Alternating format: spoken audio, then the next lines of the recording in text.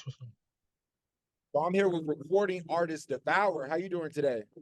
I'm doing good. I'm doing good. What's up? Man, I listened to music and like I was like pleasantly surprised, man. Like I was listening to your earlier music and it was this song called Setting Fire to Ants, man. That song fire, bro. I know it's like a little bit like old, like but uh it showcases your talent as an MC, man. Like you really have skills.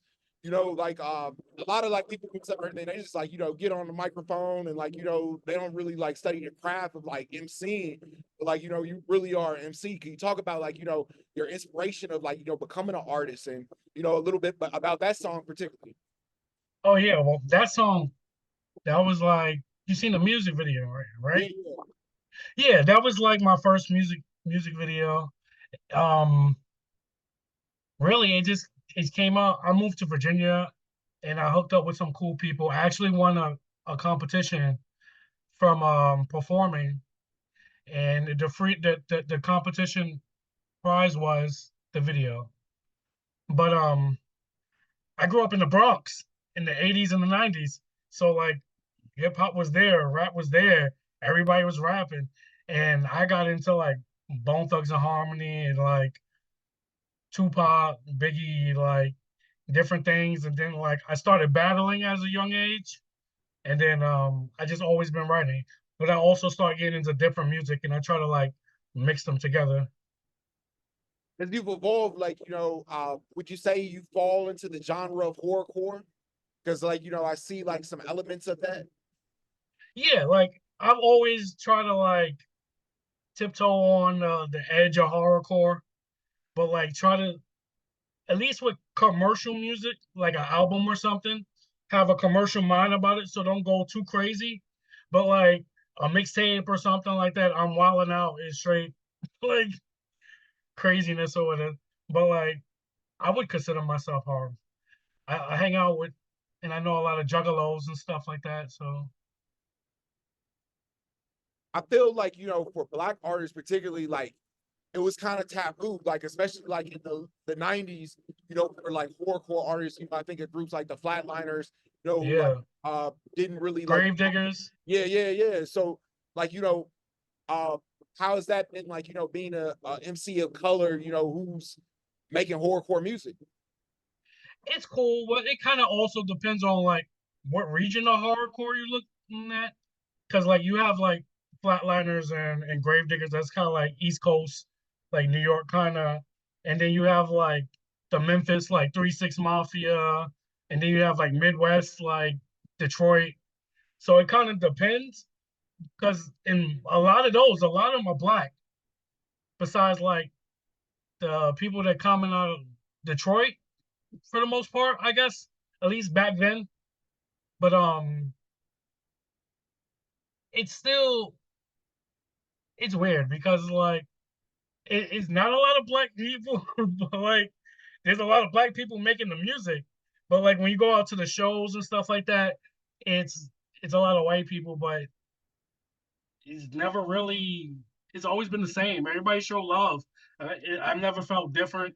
And then like I've also been in metal scenes where I'm only black person there, and like it kind of feels weird initially, but if everybody's like just chilling and stuff, it don't feel too crazy. And a lot of like, black artists have had success, like, doing horrorcore music. I think of like Tech Nine, Yeah. Cess Crew. But like I think like, you make a valid point about like, black fans not necessarily supporting those artists. Why do you think that is? I think they just can't really relate to it. But then you have like Odd Future. Odd Future blew up, you know what I mean? And but they also connected to like suburban white kids, you know what I mean?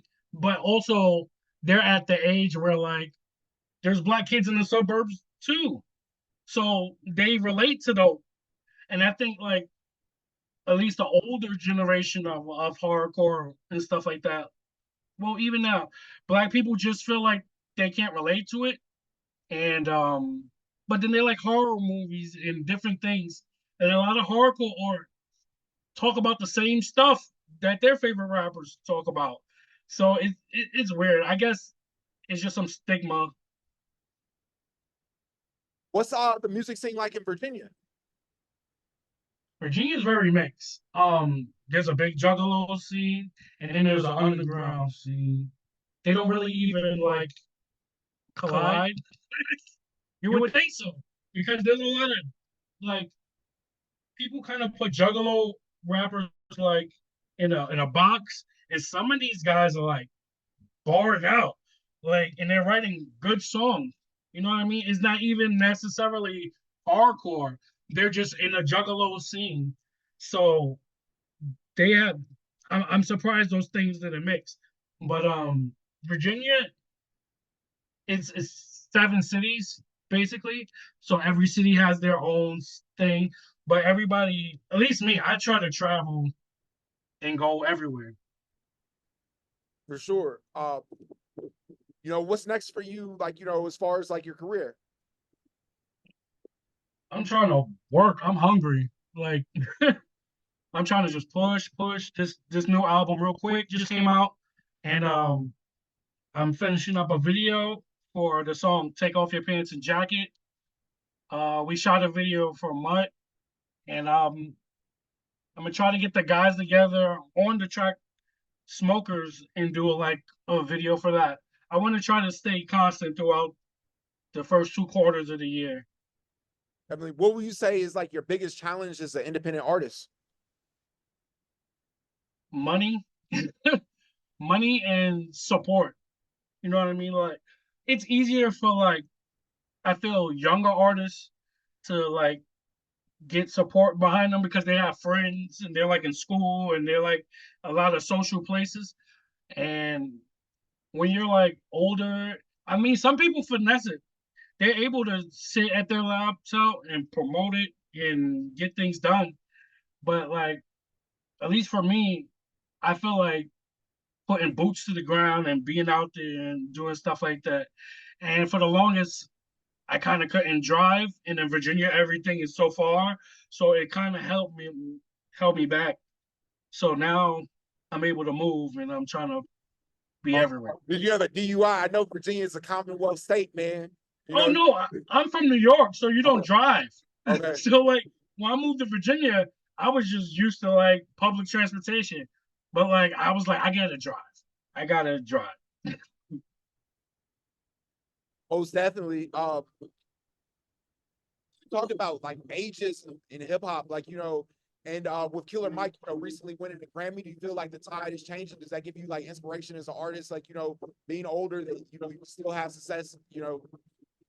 Yeah, it's people like Killer Mike, Griselda, um, RJ Payne, like all these old people getting their win. So you know what I mean? And regardless, I don't care. like, I'ma still do music regardless of how old I am. I feel like a crackhead when I don't do music. I be tight. I be like, I don't want to do music no more. It's not popping. And then, but it's just something in me. It's like you gotta write. You gotta do something. You gotta do something. Something's influencing me. Man, that's incredible. Like I think it's really important to have a love for the craft and like do it for like the right reasons. Um, you know, what has kept you going? Because I know, like as an independent artist, 11 years, like there's been challenges that you faced along the way. What kept you going? Just the love, it's in my heart. I couldn't do. I'm not. I feel like I'm not very good at a lot of things, but music is something I'm good at.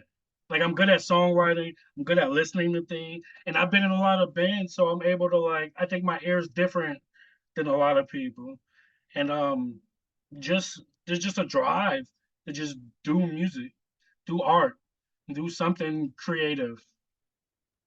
Man, what's like one of the goals that you want to accomplish in music that you haven't yet? Um,